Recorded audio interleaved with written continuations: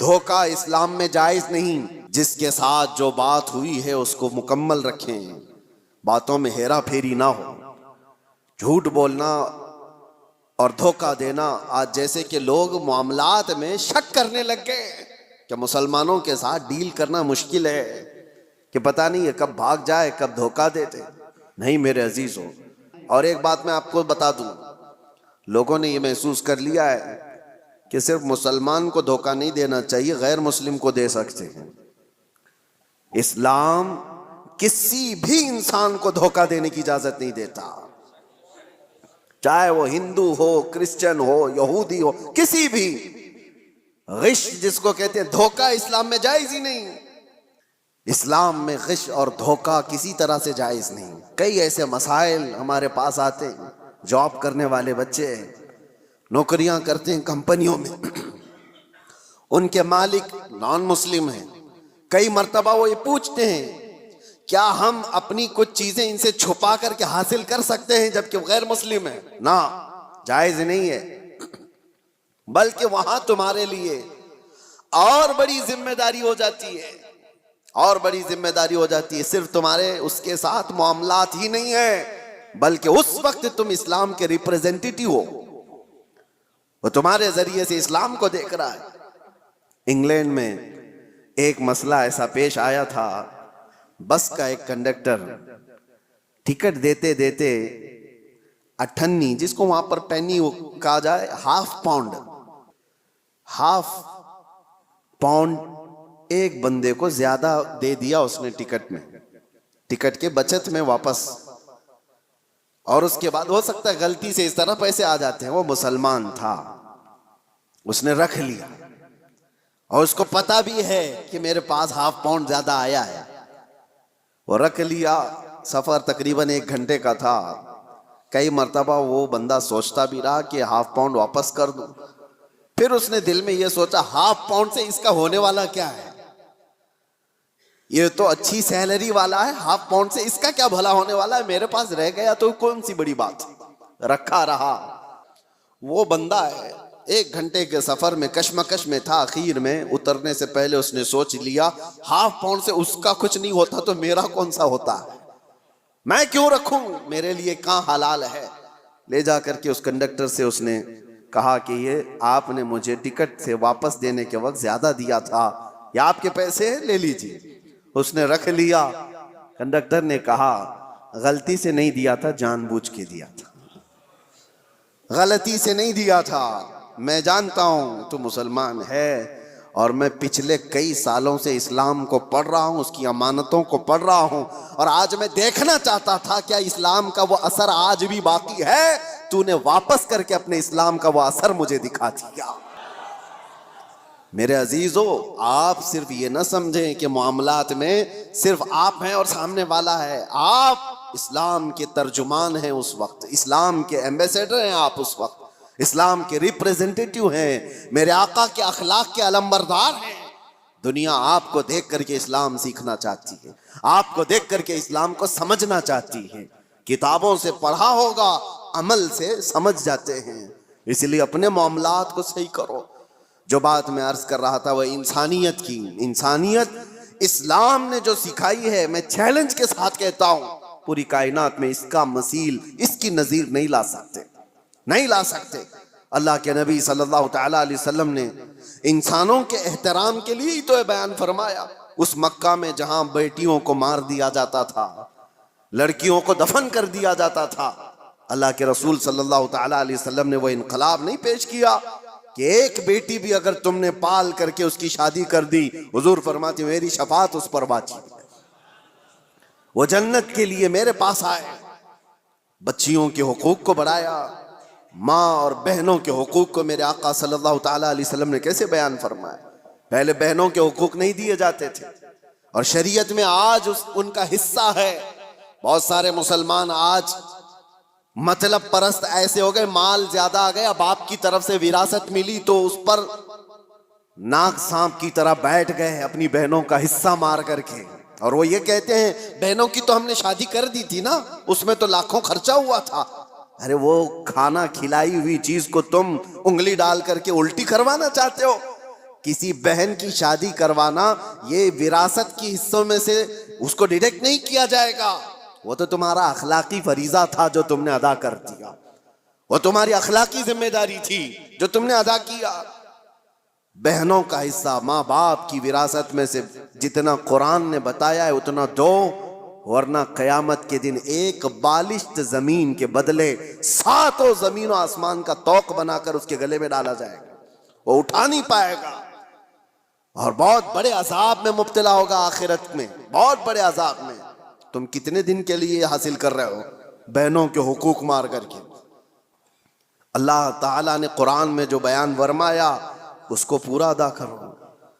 لوگ یہ سمجھ بیٹھے کہ جس کا جتنا آ جائے وہ ہمارا ہے، یہ اسلام نہیں ہے۔ 40 سال تک بھی اگر تمہارے پاس کوئی اس کا مانگنے والا نہ آیا تب بھی وہ مال تمہارا نہیں ہے۔ حدیث پاک ہے، میں آپ کو صرف اور صرف اس کی ایک جھلک بتا دوں۔ حضور پاک صلی اللہ تعالیٰ علیہ وسلم نے فرمایا کہ بنی اسرائیل کا ایک شخص، بنی اسرائیل میں 3 لوگ ایسے تھے جو ایک پہاڑ کی چٹان کھسک آنے کی وجہ سے غار میں پھنس گئے۔ وہ تو پناہ لینے کے لیے رکے تھے اور ایک چٹان آ کر غار کے منہ پر گر گئی، پھنس گئے، وہی قبر بن گئی۔ رونے لگے، گڑ گڑانے لگے، کوئی ان کے پاس آسرا نہیں تھا کہ نکل جائیں۔ تینوں نے یہ طے کیا کہ ہم دعا کرتے ہیں اللہ کی بارگاہ میں، ہو سکتا ہے اللہ تبارک و تعالیٰ دعاؤں کے ذریعے سے اس پہاڑ کی چٹان کو ہٹا دے۔ تو تینوں نے کہا اپنی اپنی نیکیاں یاد کرو جو زندگیوں میں کی گئی تھی۔ اس میں سے ایک بندہ اللہ کی بارگاہ میں سجدہ ریز ہوا، اس نے کہا اے اللہ تو جانتا ہے میں اس وقت تک گھر میں کھانا نہیں کھاتا تھا جب تک اپنی ماں کو نہیں کھلا دیتا تھا۔ اس کی بوڑھی ماں تھی، ایک رات وہ آیا اور بچے بھوکے تھے، اس وقت بچے باپ سے لپٹ گئے کھانے کے لیے۔ وہ بندہ کہتا ہے اس وقت بھی جب شدت سے مجھے بھوک لگی تھی میرے بچوں کو، سب سے پہلے میں اپنی بوڑھی ماں کو چبا کر کے کھلایا، پھر بچوں کو کھلایا۔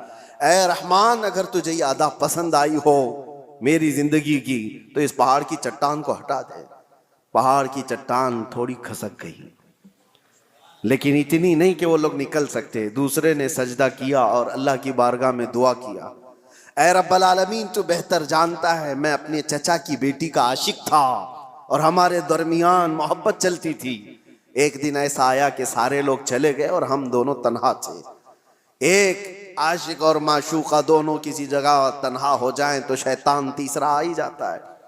دونوں کہتے ہم گناہ کا پورا ارادہ کر لیے تھے، کوئی نہیں تھا، مگر میرے اس چچیری بہن نے مجھ سے کہا کہ ڈرو اللہ دیکھ رہا ہے، ہم تنہا نہیں ہیں۔ اور اس دن سے آج تک اے رب العالمین میں نے اپنے جسم کو گناہ کے دھبے لگنے سے بچا رکھا ہے۔ موقع تھا گناہ کا مگر تیرے خوف سے میں نے گناہ نہیں کیا۔ اس نیکی کو اس نے وسیلہ بنایا تو چٹان کھسک گئی۔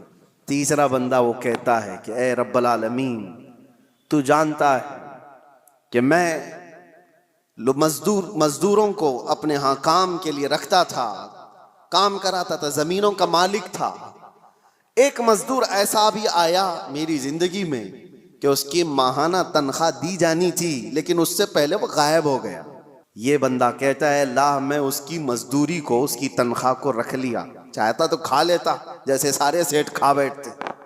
جتنے بھی مزدوروں کی تنخواہ ہیں کاٹ لی جاتی ہے چھوٹی چھوٹی باتوں پر، اور جبکہ ان کو پتہ نہیں ہے۔ مسلمان اگر ہو تو توجہ، میرے آقا صلی اللہ علیہ وسلم کا فرمان ہے مزدور کا پسینہ سوکھنے سے پہلے اس کی مزدوری ادا کر دو، اللہ کو یہ پسند ہے۔ اب یہ بندہ کہتا ہے کہ وہ مزدور تنخواہ لیے بغیر چلا گیا، میں نے اس کی مزدوری کو لے کر ایک بکری خرید لی اور بکری کو پالا، بکری نے بچے دیے اور پھر اس میں برکت اتنی ہوتی گئی، سالوں بیت گئے، بکریوں سے بکریاں اتنی بڑھ گئی کہ وہ ریوڑ ہو گیا، بلکہ ایک میدان میں بھی وہ بھر نہیں پاتی تھیں۔ مجھے شہر سے باہر جانا پڑا، شہر سے باہر بہت بڑا میدان ان بکریوں کے لیے۔ ایک بکری سے اتنی بکریاں ہو گئی اور اتنی زیادہ بکریاں ہو گئی، لیکن اس میں سے ایک بکری بھی نہ اس نے بیچا، نہ کھایا، نہ استعمال کیا۔ کئی سالوں کے بعد وہ مزدور واپس آ جاتا ہے اور آ کر کے اس نے اپنے آقا سے کہا کہ آپ کو پتہ ہے میں آپ کے یہاں مزدوری کیا کرتا تھا، کام کرتا تھا، اور ایک آخری وقت ایسا آیا تھا کہ میں اپنی مزدوری لیے بغیر چلا گیا تھا، اگر ہو سکے تو آج میری بڑی مجبوری ہے، میں بہت بے بس ہوں، میری وہ مزدوری اگر آپ کے پاس رکھی ہو تو مجھے دے دیجیے۔ یہ بندہ کہتا ہے میں اس مزدور کا ہاتھ پکڑا اور لے جا کر کہا یہ ساری بکریاں تیری مزدوری کی ہیں، یہ تیری تنخواہ ہے۔ اس نے کہا سیٹھ صاحب کیا مذاق کر رہے ہو میرے ساتھ، میری تنخواہ اتنی نہیں ہے کہ ایک بکری بھی آ سکے آج کے زمانے میں، اتنی ساری بکریاں۔ وہ کہتا ہے جس وقت تو اپنی تنخواہ چھوڑ گیا تھا میں اس وقت تیری رقم سے ایک بکری خریدا اور اللہ نے اس میں اتنی برکت عطا کی۔ وہ بندہ دیکھتا ہے کہ آپ سچ کہہ رہے ہو؟ اس نے کہا ہاں سچ کہہ رہا ہوں، بکریاں ہی نہیں اس میں سے ایک بال بھی میرا نہیں ہے، سب کچھ تیرا ہے، بکریاں بھی تیری، رسیاں بھی تیری۔ وہ بندہ خوشیوں کے ساتھ ہانکتے ہوئے وہ بکریاں لے کر کے جاتا ہے اور اللہ کی بارگاہ میں کہتا ہے ایسا بندہ میں نے نہیں دیکھا جو اپنے حقوق اور معاملات میں اتنا پکا ہو۔ رب تعالیٰ کی بارگاہ میں یہ بندہ کہتا ہے اللہ یہ میں نے خالص تیری رضا کے لیے کیا، تیرے خوف سے کیا۔ رب تعالیٰ نے اس کی یہ دعا سنی، حضور فرماتے ہیں فوراً وہ چٹان کھسک کر کے نکل چکی تھی، تینوں باہر آ گئے تھے۔ بڑی بڑی مصیبتوں میں آج بھی ہم گرفتار ہیں، ہمارے پاس ایسی کوئی چیز ہے تو رکھو اور دعا کرو۔ ہم نے کسی انسان کے ساتھ اگر اس کی مصیبتوں میں ایسا سلوک کیا ہے تو وہ بھی اللہ کی بارگاہ میں آج رکھو، دیکھیں مصیبتیں کیوں نہیں دور ہوتی۔ ہم نے تو ایسی چیزیں کہاں رکھی ہیں۔ اسی لیے معاملات میں اسلام بہت زیادہ تاکید کیا ہوا ہے۔ میرے عزیزو کچھ لوگوں کو باتیں کڑوی لگتی ہیں لیکن یہی صحیح ہے عزیزو۔ انسانیت کے لیے سب سے پہلے اس روئے زمین پر میں آپ کو بتاتا ہوں قانون کی شکل میں کوئی اگر یہاں انسانوں کے پاس کوئی چیز آئی، دستاویز آئی تو سب سے پہلے اسلام نے لایا ہے۔ سب سے پہلے اللہ کے حبیب صلی اللہ تعالیٰ علیہ وسلم نے صرف اور صرف نمازوں کی، زکوٰۃ کی، حج کی تبلیغ نہیں فرمائی۔ آپ اگر حضور پاک صلی اللہ تعالیٰ علیہ وسلم کی تعلیمات کا حصہ دیکھیں تو اکثر حصہ یہ انسانیت کے متعلق ہے۔ اور سب سے پہلے آپ کو میں اگر یہ بتاؤں حضور پاک صلی اللہ علیہ وسلم نے یہ فرمایا وہ شخص مومن ہی نہیں جس کے شر سے، جس کے فتنے سے اس کا پڑوسی محفوظ نہ ہو۔ دوسری حدیث ہے اللہ کے حبیب صلی اللہ علیہ وسلم فرماتے ہیں کہ وہ شخص ایمان والا نہیں ہو سکتا کہ پیٹ بھر کر کھا کر سویا ہو اور اس کا پڑوسی بھوکا سو رہا ہو۔ ایک روایت میں ہے کہ جب تم اپنے گھر میں سالن بناؤ تو پانی تھوڑا سا زیادہ کر لو تاکہ تم اپنے پڑوسی کو بھی وہ پہنچا سکو۔ حیرت ہوتی ہے اسی فلور پہ 20 25 سال سے لوگ رہ رہے ہیں لیکن ان کو پتہ ہی نہیں ہے کہ پڑوس میں کون رہتا ہے۔ بلڈنگ میں جنازہ نکل رہا ہوتا ہے اور لوگوں کو پتہ ہی نہیں ہوتا کہ کون مرا آج۔ انسانیت ایسی نہیں تھی پہلے میاں، گاؤں کی آج بھی تہذیب ایسی ہے کہ گاؤں کے کسی بھی گھر میں چھوٹی سی بھی بات ہو تو پورے گاؤں والوں کو خبر ہو جاتی ہے اور سب اس کے گھر جمع ہو جاتے ہیں۔ یہ شہروں میں خاص طور پر زندگی انسانیت سے ہٹتی چلی جا رہی ہے، سیلفش لائف جینا چاہتا ہے انسان، میں بھلا میری لائف بھلا بس، بلکہ سارے رشتے ناتے سب ختم کر کے دنیا اس کو پوش لائف کہتی ہے۔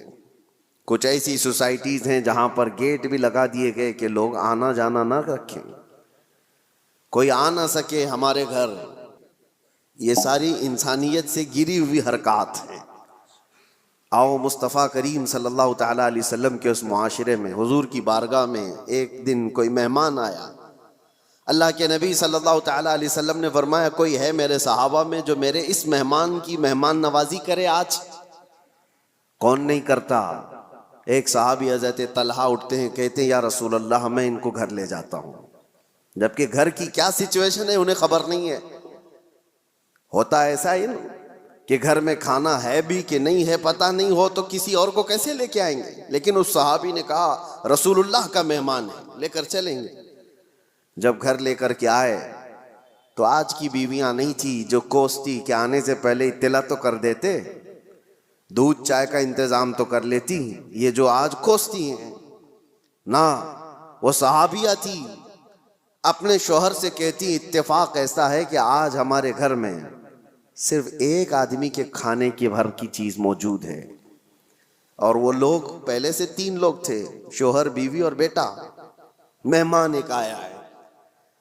تو حضرت طلحہ گھبرائے اور کہا صرف ایک آدمی کھا سکتا ہے اور ہم 4 لوگ ہیں، کیا کیا جائے؟ رسول اللہ کا مہمان ہے.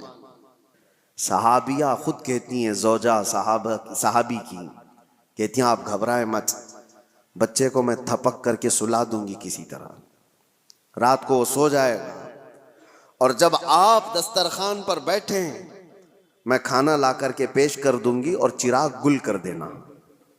اور وہ صحابی کہتے ہیں ہاں ٹھیک ہے، میں صرف اور صرف چبانے کی آواز کرتا رہوں گا اور مہمان رسول پیٹ بھر کر کھا لے گا.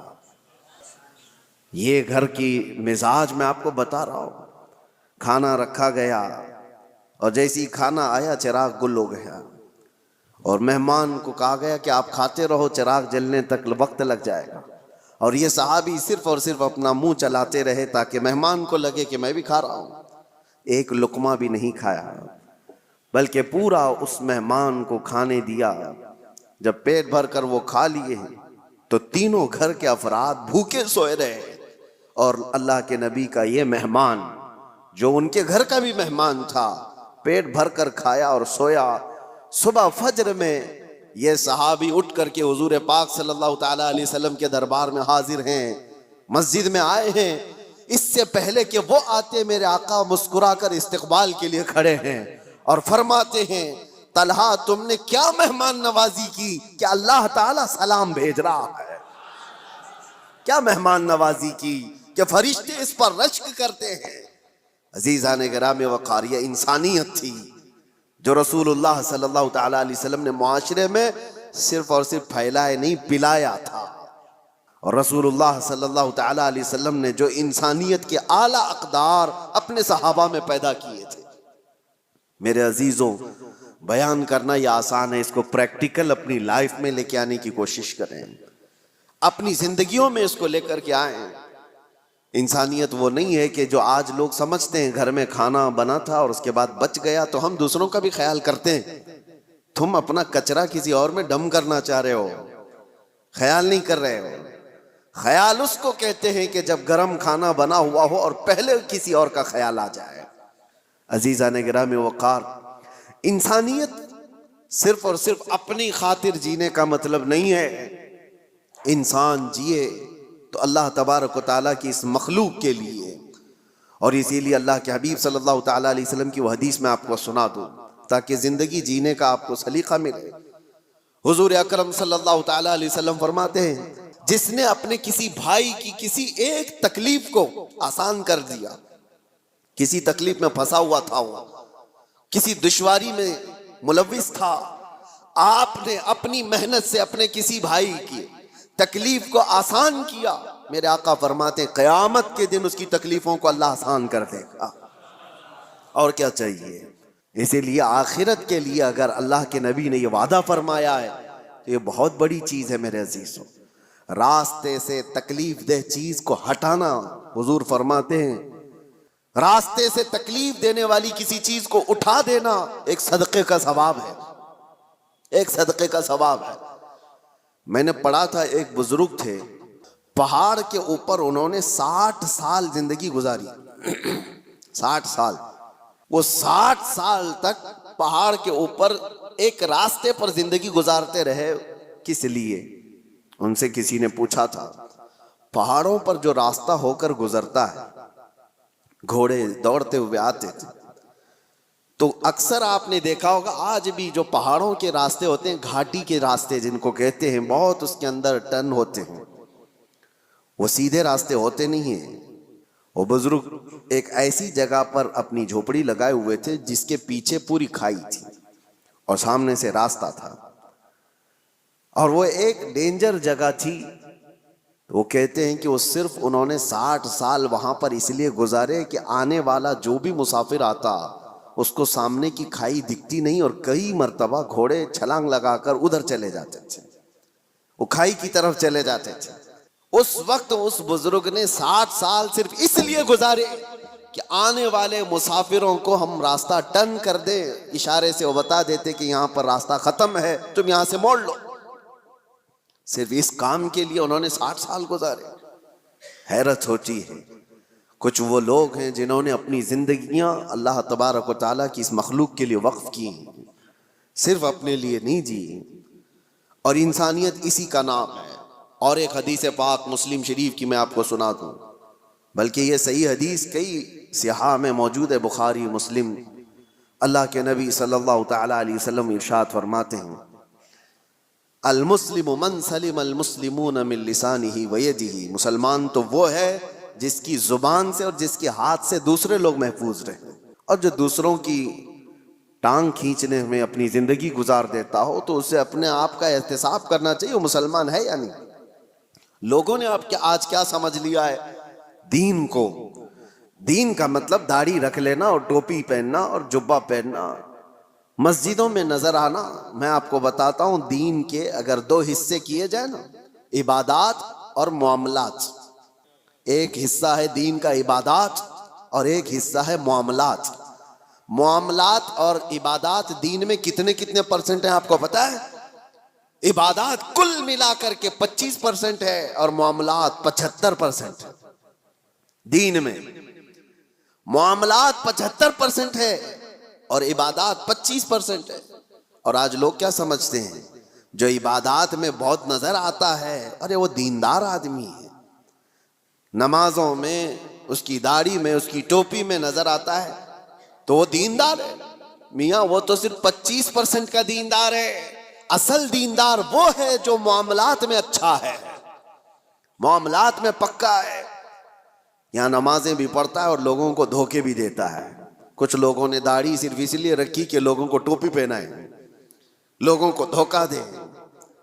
یہ انسانیت نہیں ہے میرے عزیزو، وہ غدار ہے۔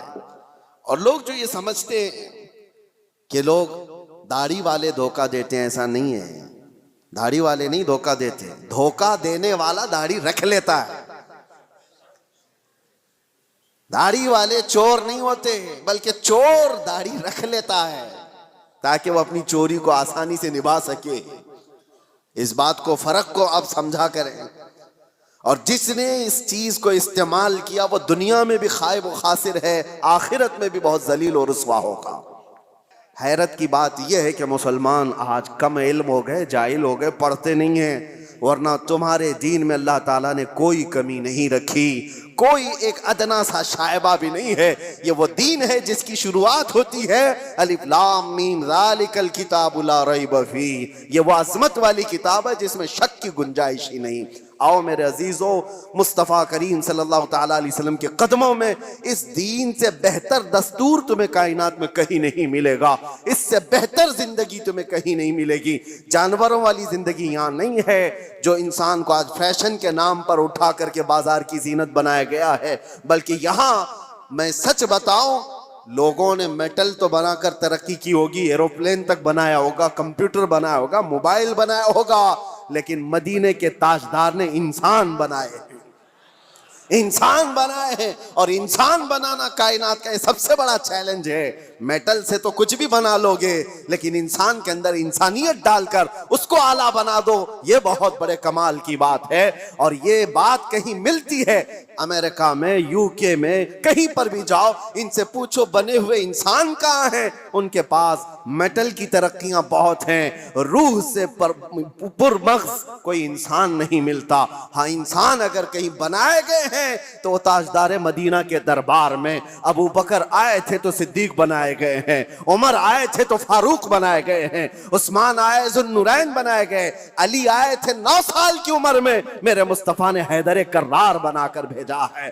انسان بنائے گئے ہیں، اپنے آپ کو بھی انسان بناؤ تو آؤ میرے مصطفیٰ کریم کے قدموں میں اٹھو، قوت عشق سے ہر پست کو بالا کر دو، دہر میں نام محمد سے اجالا کر دو۔ وآخر دعوانا الحمدللہ رب العالمین۔